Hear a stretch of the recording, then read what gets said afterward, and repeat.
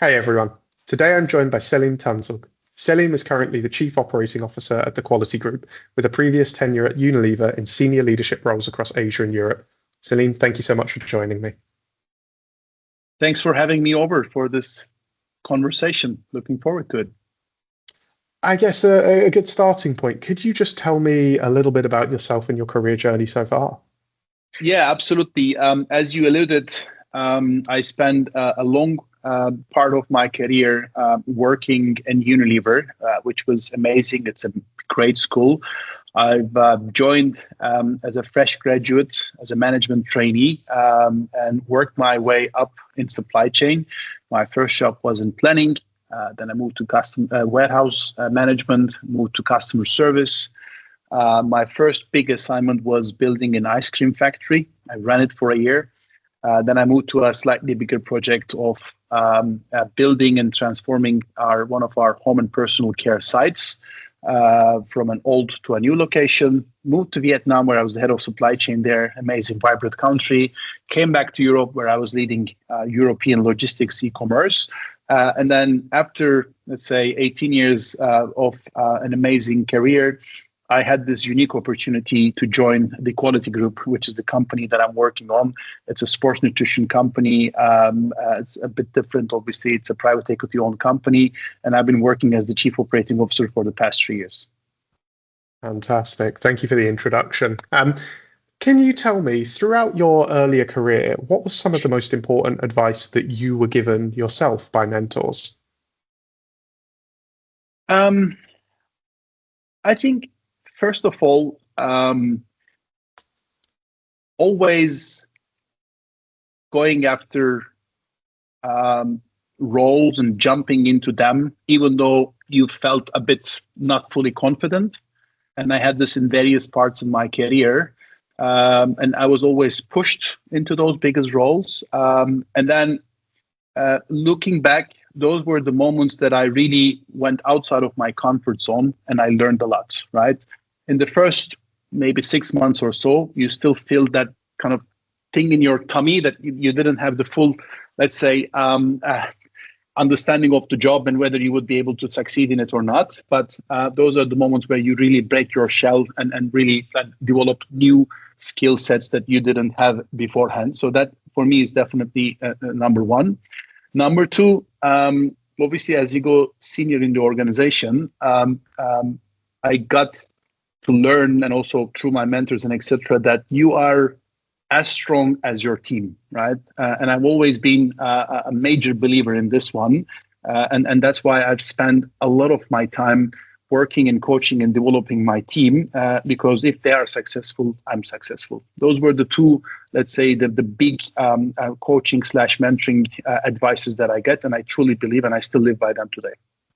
Fantastic. I think especially in supply chain, where you're overseeing such a broad spectrum in certain roles, such complex operations, you have to have a robust team. You have to be able to lead that and develop that underneath you. And yeah, I think that can sometimes get lost in the noise of all the other skill sets and things like that. So no, great advice. Speaking of other skill sets and developing areas, we all know supply chain is changing a lot at the moment. As supply chain changes, what do you think are some of the most important skills that supply chain leaders of the future should look to develop?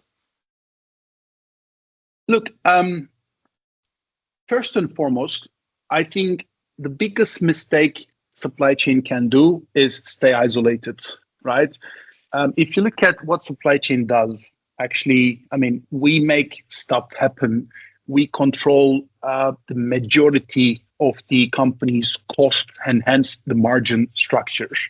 And therefore, it is such an integral part of the business, right? The moment you start treating it as a silo, that's the moment that you lose your audience, right? So to keep it simple, for me, it's like you need to be hand in hand, closely tied to the business, and don't lose the business aspect of it, right?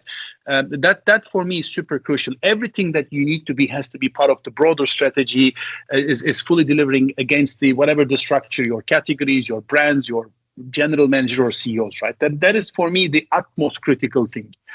The second, obviously, supply chain sits on top of a lot of data, right? And then obviously data has been a buzzword for several years now. And then obviously why I keep on mentioning data is the fact that nowadays, all these, whether it's generative AI or now agentic AI is coming on top, and they all rely on your data, right? So having a very strong data foundation and then using the modern technologies, whether it's a planning software or a digital twin in your factory, whatever is it out there, or even just a simple agentic AI that takes your purchase orders and discuss with your suppliers, it is super important to make sure that you have that foundation. And then obviously then you build the modern, let's say, software or the tech stack upon that, and then you deliver against that. And the other thing is, when I was running Europe Logistics, we had a bit of a motto. We said we wanted to make logistics sexy again. And it got really traction with the people. And in essence, I always say, I mean, make it fun, right? Obviously, we deal with a lot of, let's say, machines and breakdowns in here. And unfortunately, I mean, it's one of our strengths, but also a bit of a curse is that we always focus on the problems, right? Because we are by destined from a function point of view. We come from, like analyze the root cause, try to solve it, and etc. But hey, I mean, focus on the fun elements, make it a bit more, if I may use the same word again, sexy and etc. I think that's super critical.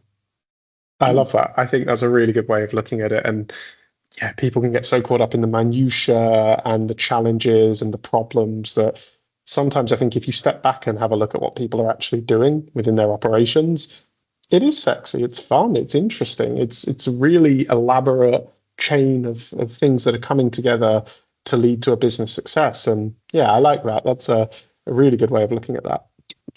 Can I give one example? I was having I keep using this example, but like I had a career chat with one of my leaders, and back in the day I said, hey, look, I mean, I don't know if you're a football or soccer fan or how they use it, but in the end, it's a team sport, right? Yes. There are 11 people out there in the field.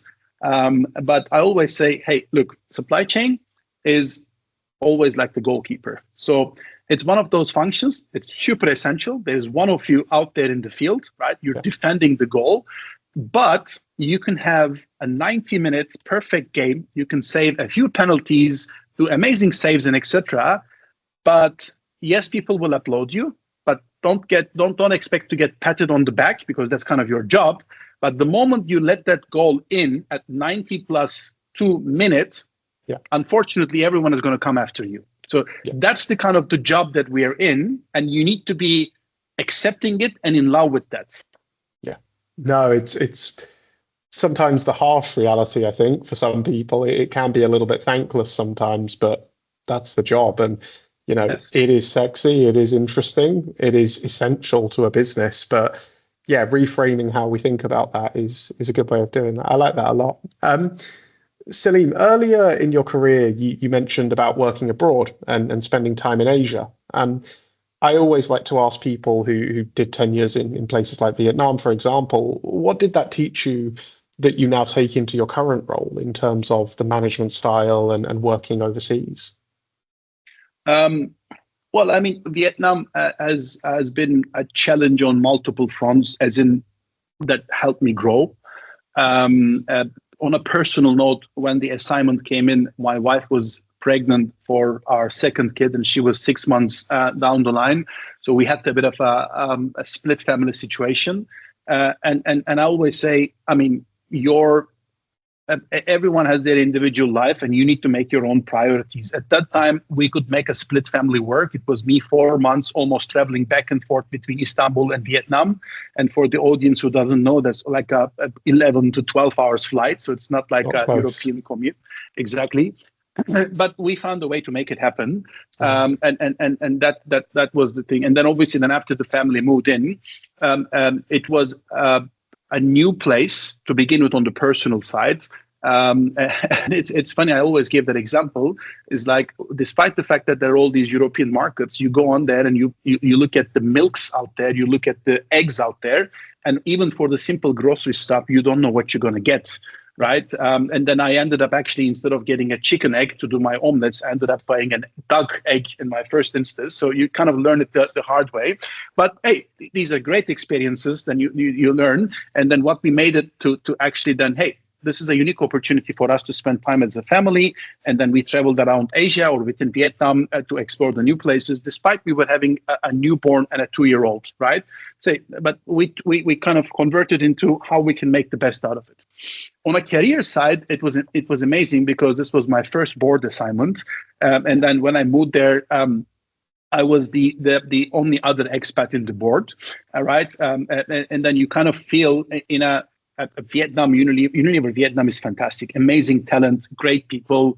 And then you come in there, and obviously, the moment you're in a meeting, people are forced to speak English, right? Mm-hmm. You have that pressure on you as an expat in a new location, and like people are looking at you. Okay, now he's here, we have to speak English where we're not confident about. So it's kind of an interesting learning, is that, and people are looking at you as that, hey, okay, now you came in, what are you going to contribute to us, right? So kind of you have that double pressure on you. But hey, I mean, then we clicked along. For me, I always spend, as I said earlier on, is like people is the most important thing. I spend a lot of time understanding. I spend a lot of time asking questions, and then obviously then start building up from ground up. And then overall cultural diversity, understanding that and how you react. Yeah. And make sure that, I mean, you're not too confrontational or you're not too direct. So those are the kind of the elements that you learn, which does help in your broader exchanges with the people, right? So those were the kind of like, it stretched me on a personal side, on a family side. It stretched me on a professional side. But then, hey, I grew from it. No, amazing. I think it always tends to offer something on both sides, personal and professional. But I think if you're able to go in, learn a market, challenge yourself, push yourself, learn a new cultural way of doing things, that will always advantage you, whether you return home or into a global role or whatever it may be. And yeah, I always like to get those perspectives. So thank you. And then a little bit further in your career, obviously moving from Unilever, from a fairly long career in Unilever very successfully, into private equity or private equity portfolio company. How did you find that transition across from listed organization to portfolio company? I mean, it's day and night, right? There's no way to sugarcoat it. Obviously, I mean, our current company it is a fantastic company. It's been founder-led, and they have been amazing entrepreneurs to find ways to make things happen. But also the company was missing certain fundamentals, as in the IT system was almost at the edge of collapsing. When I first joined, in month one, the system were getting the orders, but they were not popping up, as like all the orders were lost. The customers were extremely furious with us not delivering, etc. And then you realize some of the things that you take for granted in Unilever, because the big oily machine, despite being slow, is working, is that you realize, wait, you don't have a machine. So then you need to start building that machine. So, I mean, I didn't have a team. I didn't have the machine. And the company was growing almost at a doubling a year-on-year speed, right? So those three combined, it was way different. And then unlike in Unilever, obviously, when you're senior, you have these amazing people that you work with, and then your job becomes to coach and steer them. And versus here, hey, okay, it's time to roll up the sleeves and get stuff done, right? I developed my own Excels, and I started calculating initial forecast by myself by hand. It was kind of like down the memory lane, and then trying to build things from scratch up. But those are the moments where you realize how much you've actually learned, right? And then the moment you start, then, okay, hey, this is how things to be done. Okay, this is how I'm going to envision the factory. This is how I should build this, whatever. And those are the moments then you realize, okay, now my 18 years of learning and doing these various jobs, now I can put them into action in here. Absolutely. No, I think I always caution people when they move, it is a night and day difference. You're going to feel that difference, but it's the kind of challenge where you push yourself to learn, to grow. You're able to make such an impact. And I know for yourselves in particular, the growth rate you've had is pretty phenomenal over the past few years. And yeah, going in and building that from the ground up is certainly very different from working in a well-oiled machine. So yeah, really interesting perspective. In terms of sort of career advice, I like to ask people, what advice would you give to someone who is just starting out their career in supply chain today? Hey, look, supply chain is such a vast area, right? I briefly mentioned that I did various aspects of supply chain, go to market, production, and etc. I would advise people to not rush just to go up without doing the lateral moves so that they have a hands-on experience of what each part of the function does, right? Today, in the role that I do, I can speak about customer service because I run it. I can speak about warehouse operations because I've done it in various times in my career. Because of the fact that I built two factories and run them, I can immediately go to my factory team and have a robust discussion. I would never tell myself to be an expert, and I rely on my, let's say, VP production or VP planning to be the experts in their fields, and then I trust them. But when it comes to the point, I have enough, let's say, maybe breadth that I can actually talk about the topic. So for me, creating that before trying to focus on really going up the ladder, and I see that especially with the new generation, people have a much more tendency to move up faster, which is understandable. The world is changing and etc. But sometimes it's good to spend one more lateral move, which can help maybe not your next move, but the 3-4 moves ahead. That move will really help you. Brilliant. No, I think anecdotally, when I'm recruiting for senior leadership roles, especially at C-suite or SVP level, more and more commonly I'm hearing, hey, has this person been a plant director? Has this person led hands-on on the ground? And that can at the time seem like a lateral move or a step down or like it's slowing your career, but building that breadth across different functions is something that is becoming more and more in demand. And yeah, that temptation to just follow a single pathway and get the big title as soon as possible can be limiting in the future. No, I agree. And I think you mentioned something very important, right? So, I mean, if I look at our company today, 50 even more percent of the workforce is actually in supply chain, right? It's under my curfew. So, and this is, I guess, across the board, depending on how FT intense your operations is, but a big chunk of the operations out, I mean, people, FTs out there sit in blue collars and operational roles, and your people skills are extremely important, right? So being able to manage those kind of big sites, dealing with 300, 400 people in operations, understanding those dynamics and etc., is super important skills once you become a senior leader that you don't realize how much you're learning when you're doing that job.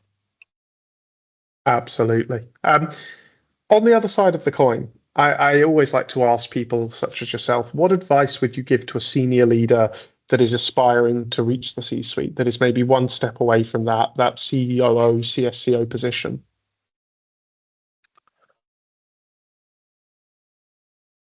I always say, I mean, focus on results and the impact, right? Because in essence, I mean, you can have the brilliant strategy, but supply chain is 100% execution, right? And delivering against what you promise is, and being consistent is the key, right? Then you become a strong executioner. And again, I mean, the more senior you become, the more balanced it should be. For example, with my team currently, for the past 1.5 years, we've been working on a motto that we call perform and transform, right?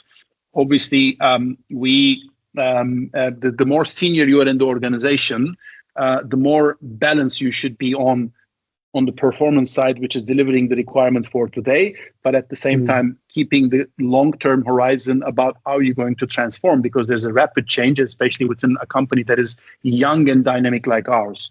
But the relatively lower you go down in the organization, your utmost focus should be on performing, which is delivering against today's requirements, right? So how do you keep a balance on where you are and make sure that you keep that and deliver, and at the same time keep a nice eye on the transformation? I think that's the sweet spot becoming and making that next jump. No, brilliant. Selim, thank you so much. Really, really good advice, and yeah, some very insightful points there. So really appreciate you taking the time. Thanks a lot. I really enjoyed, and thanks a lot for the all the questions and giving me the opportunity to share what I've learned along the journey. No, it's my pleasure. Thank you.